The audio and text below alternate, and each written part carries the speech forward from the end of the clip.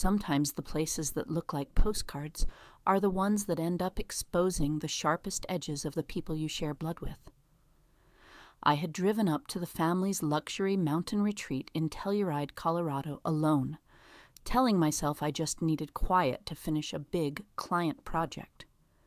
The air was thin and cold even in late spring, the kind that makes every thought feel a little louder.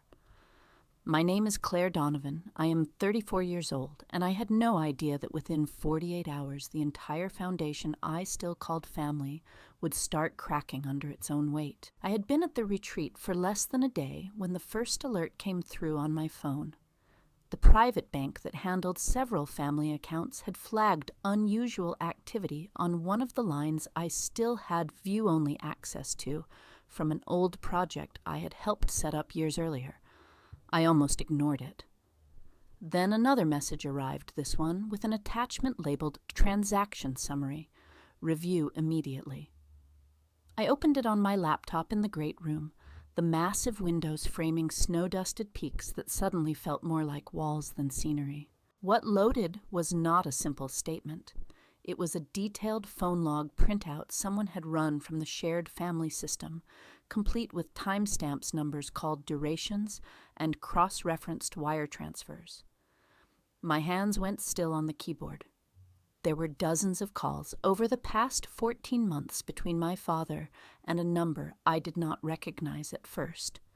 Then I saw the name attached to the receiving account in the notes field, Derek Donovan Holdings, my brother's name. The amounts were not small. They moved in patterns that looked deliberate, almost rhythmic, like someone had been testing how much could leave without triggering immediate questions. I printed the entire log. The printer in the small office off the kitchen whirred for what felt like forever. Page after page showed the same story in black and white. My father authorizing, or at least knowing about transfers that funneled money into a separate account tied to my brother, an account none of us had ever discussed as a family.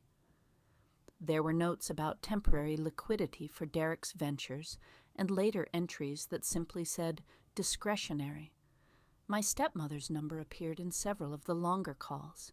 The dates lined up with moments when I had asked for help expanding my own small design studio and been told the family resources were tight. They had been tight because money was quietly moving elsewhere. I sat there holding the warm printouts and felt something cold settle in my chest. This was not a one-time mistake. This was a pattern that had been running while I kept showing up, kept trying to stay connected, kept believing that being the daughter who did not cause drama meant I would eventually be seen as part of the equation. The log made it clear I had never been part of that particular equation. I was still staring at the pages when I heard tires on the gravel drive. My father and stepmother had decided to come up a day early. They had not warned me. The front door opened, and their voices carried through the high-ceilinged space, already mid-argument about something unrelated. I folded the printouts and slid them into a folder, but I did not hide them well enough. My father walked into the great room first, still in his travel coat, and stopped when he saw my face. "Claire, you look like you've seen a ghost." His tone was light, but his eyes went straight to the folder on the table. I held up one page. I got an alert from the bank. This was in the shared drive. He crossed the room faster than I expected and took the page from my hand. His expression shifted from surprise to something tighter, more controlled. "You shouldn't be digging through family accounts. That's not your role here." My stepmother appeared behind him, setting down her bag with a deliberate clink of hardware against the stone floor. "What exactly did you find, Claire?" Her voice was smooth, but I caught the way her eyes flicked to my father. I kept my own voice steady, even though everything inside felt unsteady. Transfers. Repeated ones. To an account in Derek's name that I didn't know existed. Calls between the two of you that line up with every time I asked for help with my studio and got told there was nothing left. My father dropped the page onto the coffee table like it had burned him. "You have no idea what you're looking at." Derek needed seed capital for something that could benefit all of us eventually. You were busy with your little projects. We didn't need to involve you in every detail." The word little landed exactly where he meant it to. I felt the old familiar sting, the one that had been showing up for years, every time my work was framed as a hobby, while my brother's ideas were treated as investments. But this was different. This was paper proof that the framing had been deliberate. My stepmother stepped closer, her tone shifting into the careful, reasonable register she used when she wanted to end a conversation. "Claire, sweetheart, families make decisions. Sometimes those decisions look unfair from the outside. Your father and I have always tried to protect everyone's interests. Derek was in a position to move faster, that's all this is." I pointed at the log still sitting on the table. 14 months of faster, while I was told the family couldn't stretch for a modest expansion loan. While you both told me I needed to be more patient, more realistic about what the family could support. My father's voice rose, the calm cracking. "You're twisting this. You always do this. You take one piece of information and turn it into some grand conspiracy against you. It's exhausting. We came up here to get away from exactly this kind of drama." The room felt smaller even with the huge windows. I could hear my own heartbeat in my ears. Part of me wanted to apologize, to smooth it over the way I always had, to keep the last fragile version of family I still carried. Another part, the one that had just read 14 months of documented redirection, stayed silent. I picked up the folder. "I'm not twisting anything. The numbers are right here. The calls are right here. If this was innocent, you wouldn't be standing here trying to make me feel crazy for noticing." My father took a step toward me. For a second I thought he might grab the folder. Instead, he stopped, his face flushing, in a way I had only seen a few times in my life. "Hand that over, now. This is family business, not yours to parade around or send to some accountant friend. You have no right." My stepmother put a hand on his arm, but her eyes stayed on me. "Claire, let's not make this uglier than it needs to be. We can sit down and talk about it like adults, but you need to understand that some things are better left between your father and your brother. You've always been sensitive about these things." The word sensitive was the final small cut. I had heard versions of it for years, the implication that my questions were the problem, not the answers I was finally seeing. I did not raise my voice. I simply said, "I'm keeping a copy. And I'm going to understand exactly what this account is and where the money actually went." My father let out a short, harsh laugh that did not sound like him. "You think you can just insert yourself into things you don't understand and demand explanations. That's not how this works. You want to play detective, fine, but don't come crying to us when you realize you've blown up whatever was left of this family over nothing." He turned and walked toward the kitchen without waiting for a response. My stepmother followed, but not before giving me one last look that was equal parts warning and calculation. The door to the office clicked shut behind them. I could hear their voices lower now, but still sharp, rising and falling in the unsteady rhythm of people who had not expected to be caught. I stood in the great room with the mountains staring back at me through the glass and felt the first real shift. This was not going to be one difficult conversation that got smoothed over with time. This was the beginning of something that would require me to choose over and over between the version of family I had been carrying and the version the paper in my hands proved existed. I pulled out my phone and opened a message to Elena Vargas, the retreat coordinator, who had been managing the property for the past 2 seasons. She had always been quietly helpful, the kind of person who noticed when someone needed space or a private printer run without asking questions. I asked if she could meet me in the small conference room off the main lodge in an hour. She replied almost immediately that she would make sure it was clear. Then I texted Marcus Reed, the tech consultant I had worked with on a couple of client security projects. He was the one person I trusted to look at a phone log and tell me whether what I was seeing was as bad as it felt. I did not explain everything. I just asked if he had time for a quick remote consult on some call data. He said he could jump on a call that evening. I copied the most damning pages of the log, encrypted them, and sent them to a secure folder only I could access. Then I printed one more clean set and slipped it into my bag. The house felt too quiet and too loud at the same time. Somewhere down the hall, my father and stepmother were still talking in that low, urgent way people talk when they are trying to decide how much damage control is still possible. I walked out onto the deck. The cold air hit my face, and for the first time in a long time, I did not feel the automatic urge to go back inside and fix things. I stayed there until my fingers started to go numb, watching the light change on the peaks and wondering how many other quiet redirections had happened while I had been busy trying to stay in the picture. When I went back in the folder with the original printout was gone from the coffee table. They had taken it. That told me more than any denial could have. I sat down at the kitchen island with my laptop and started making my own timeline from memory and the copies I still had. Every time I added a date, I felt another small piece of the old story I had told myself about my family fall away. Elena texted that the conference room was ready whenever I needed it. Marcus confirmed he would be on a secure line at 8. I closed the laptop and looked at the empty great room. The fire had burned down to embers. Somewhere in the house, my father was probably on the phone with my brother or with the bank or with whoever helped set up the account that was never supposed to have my name on it. I did not know yet how far this was going to go. I only knew that the version of me who would have smoothed it over, who would have accepted you're too sensitive, was already gone. What was left was colder, clearer, and quietly terrified of what I might have to do next. I stayed on the deck until the cold forced me back inside.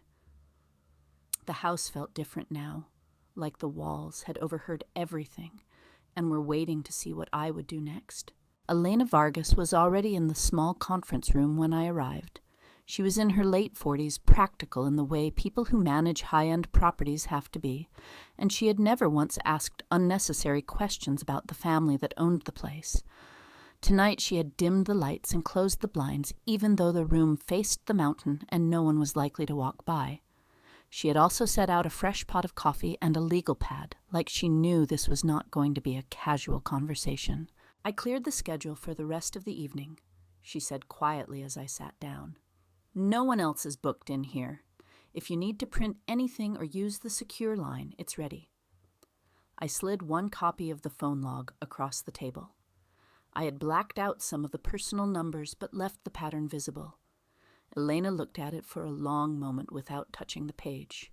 "This is the kind of thing that usually ends up in someone's lawyer's hands," she said finally. Her voice stayed even. "I'm not going to ask what it means for your family, but if you need a witness that you printed this here on this machine, at this time, I can write it down and sign it. No questions." I had not expected that level of directness.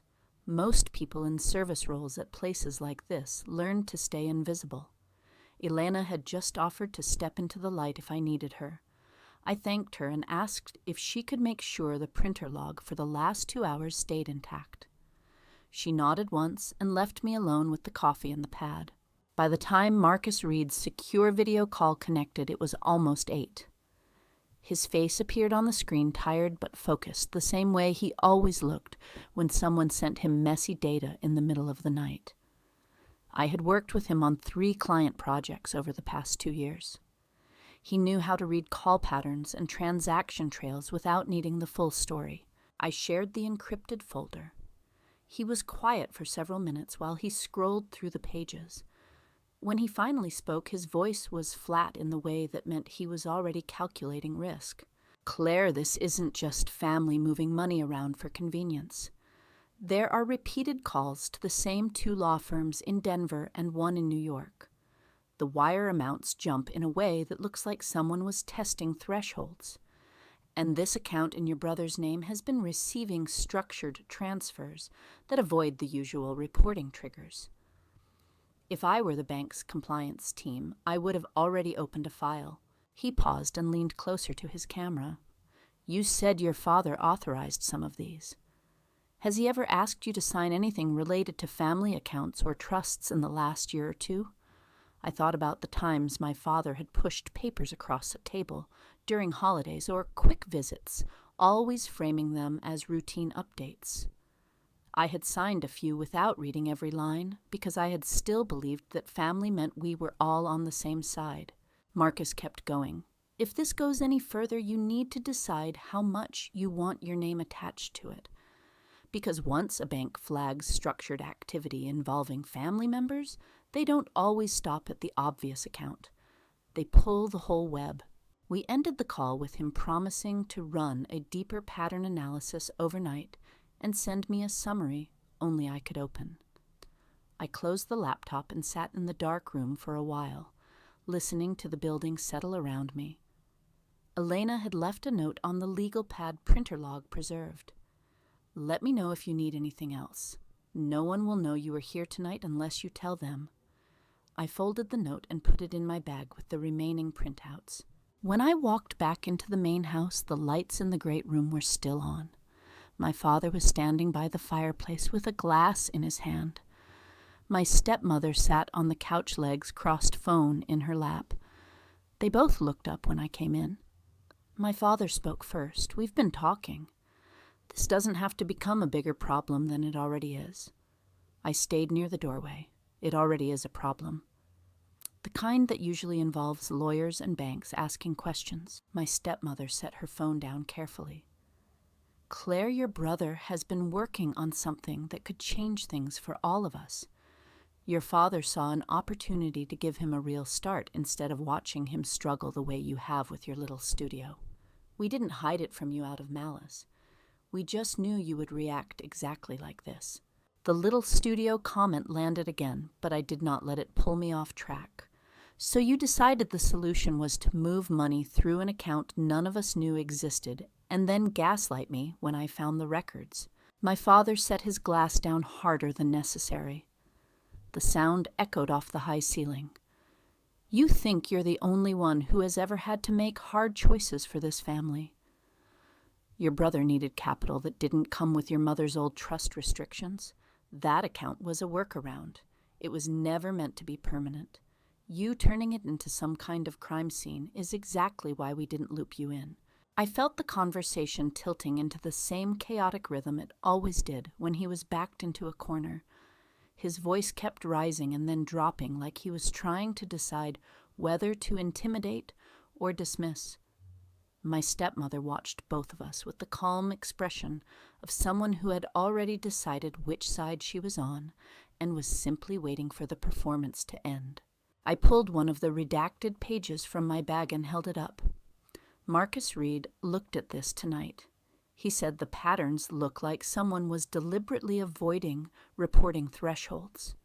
He also found calls to law firms that specialize in asset structuring. If the bank's compliance team pulls the full thread, they are not going to stop at Derek's account. They are going to want to know who set it up and why the rest of the family was kept in the dark. My father crossed the room in 3 strides and stopped close enough that I could smell the whiskey on his breath. You involved an outsider without talking to us first. That is exactly the kind of impulsive, self-righteous move I have spent years trying to protect this family from.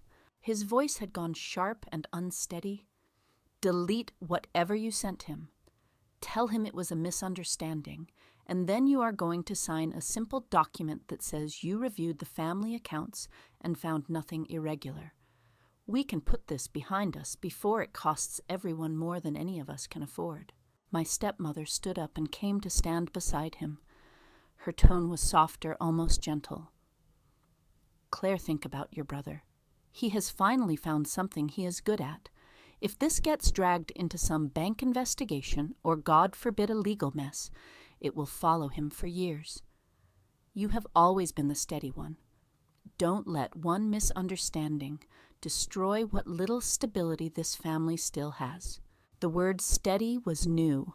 Usually it was sensitive. I recognized the shift as another tactic. They were trying to make me responsible for keeping the peace the way they always had. I looked at my father. You want me to sign something that says I found nothing irregular, after I have the actual records. after an outside expert has already seen the patterns.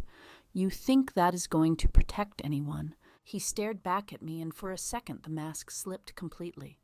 What was underneath was not anger. It was something closer to panic dressed up as authority. You have no idea what is at stake here. If this account gets frozen or investigated, it doesn't just affect Derek. It affects every account connected to this family, including the ones that still have your name on them. You want to be the reason everything gets tied up in reviews and questions for the next 2 years. Because that is what you are choosing right now. The threat was not subtle.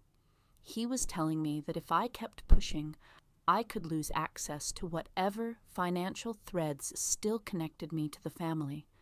It was the same leverage he had used for years, only now it was out in the open and attached to actual documents. I folded the page and put it back in my bag. I'm not signing anything tonight. And I'm not deleting anything I have already sent for review. If the bank calls me, I am going to tell them the truth about what I found. My father's face flushed dark. He started to say something else, then stopped and turned away, walking back toward the kitchen. My stepmother stayed where she was. Her voice was very quiet when she spoke. You are making a mistake, Claire, one that is going to cost you more than you realize. Your brother will never forgive you for this, and your father. He has already decided how far he is willing to go to protect what he built. Don't force him to choose between you and everything else. She followed my father out of the room. I heard the office door close again, and then the low, urgent sound of their voices resumed. I stood alone in the great room with the fire burned down to almost nothing. My hands were steady, but the rest of me felt like it was vibrating at a frequency I could not name. I had spent most of my adult life trying to stay inside the lines they drew. Tonight I had stepped over one of those lines on purpose, and the ground on the other side was already shifting under my feet. I went back to my room and opened my laptop again. Marcus had sent the first part of his analysis. It confirmed everything he had said on the call, and added one more detail. Several of the calls from my father's number had gone to a private wealth manager who specialized in moving assets between family trusts and holding companies. The dates lined up with the period right after my mother's estate had finally cleared probate. I closed the file and sat in the dark for a long time. Somewhere down the hall, my father and stepmother were still talking.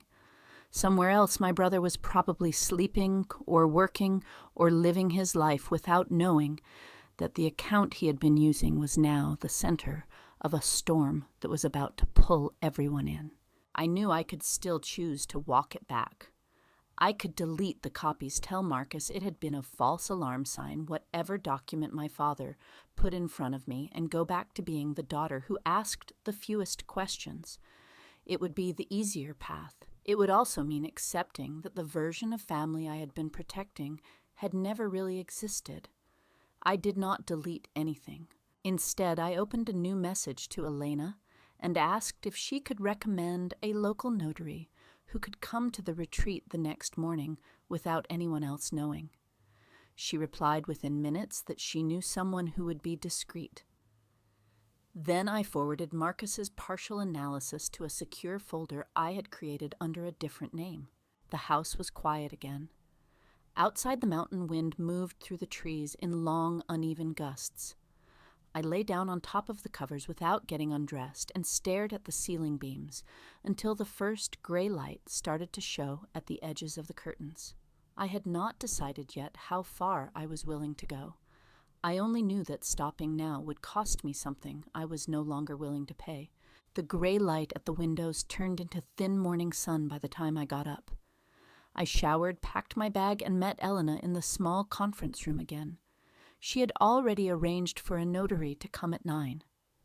The woman arrived exactly on time, asked no questions beyond what needed to be witnessed, and left with a signed statement that I had printed and reviewed the phone logs on the property's equipment at a specific time and date. Elena walked her out and came back with 2 travel mugs of coffee. "You don't have to explain anything," she said. "But if you need a ride to the airport later, I can make that happen without anyone else knowing you left early." I thanked her and went to find my father and stepmother. They were in the kitchen. My father stood at the counter with his back to me, pouring coffee. My stepmother sat at the island scrolling on her tablet. When I set my bag down by the door, both of them looked up.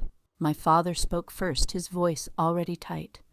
We need to finish this conversation before anyone does anything else they will regret. I stayed by the door. I already finished it last night.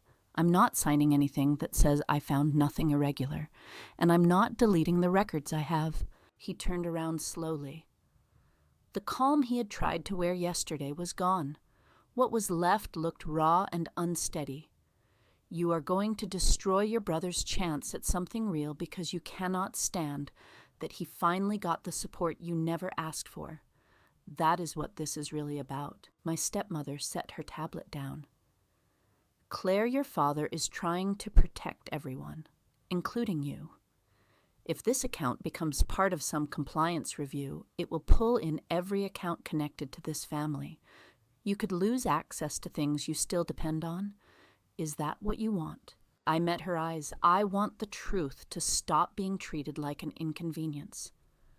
The log shows 14 months of transfers.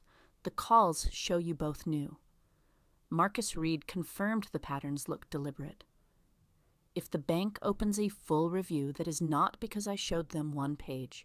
It is because someone set up an account designed to move money without anyone asking questions. My father slammed his mug down. Coffee sloshed across the counter. You think you are the hero here? You think walking in with some outsider's analysis makes you righteous? Your brother built something. He needed capital that did not come with your mother's old restrictions. We gave it to him the only way we could. And now you want to burn it down because you feel left out. The words came out jagged like he had been holding them back for years. My stepmother reached for his arm, but he shook her off. I kept my voice level, even though everything inside felt like it was tilting.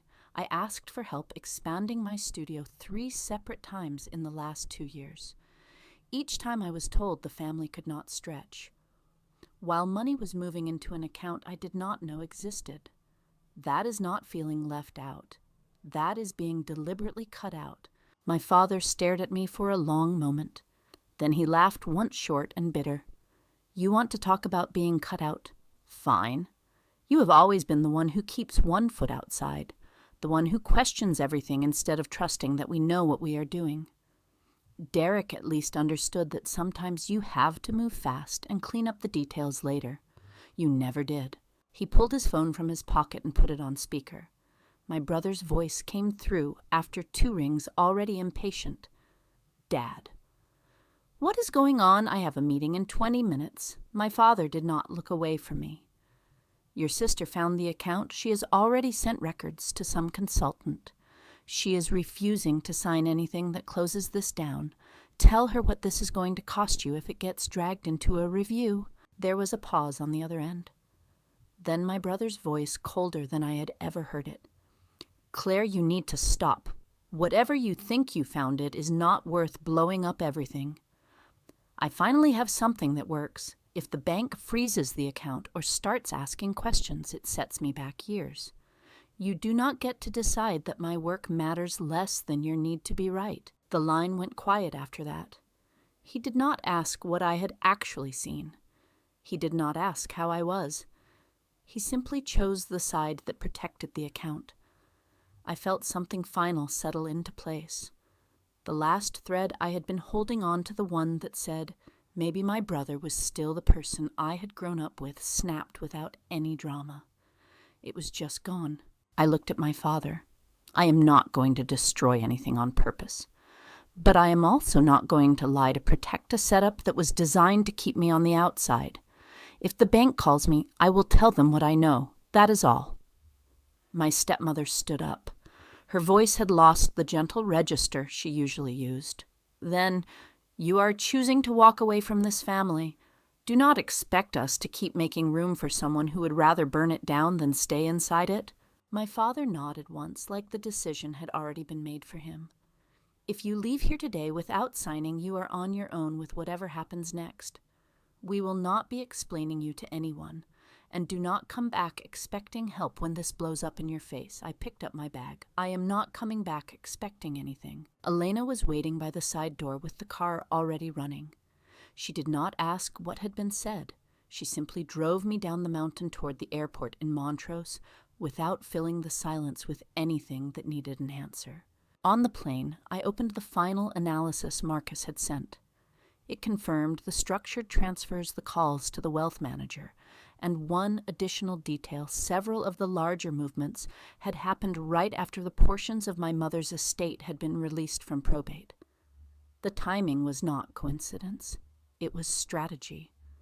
I did not forward it to anyone.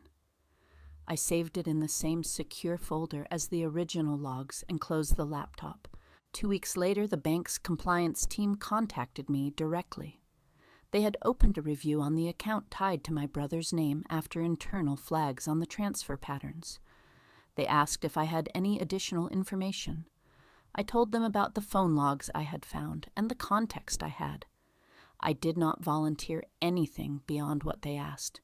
I did not try to insert myself into the investigation or demand any outcome.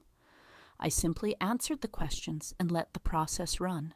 The account was frozen pending further review. My brother's ventures hit a wall. My father stopped calling. My stepmother sent one text that I did not answer. The last remaining thread between us had been the possibility that I would still choose to protect the version of family they wanted me to believe in. Once that possibility was gone, there was nothing left to say. I kept working on my studio. I took on 2 new clients that paid on time and treated my work like it mattered. Elena texted once to say the retreat was quiet again and that she had kept the printer log as promised. Marcus sent a final invoice and a note that said he hoped I was okay. I paid the invoice and did not ask him to look at anything else. There was no dramatic victory, no moment where my father or stepmother admitted they had been wrong, no apology from my brother. The money that had been moving quietly stayed tied up in reviews that would take months or longer to resolve. The family fortune that had once felt like something I might still have a claim to became something I no longer wanted to touch. What I gained was quieter and more expensive than I had expected.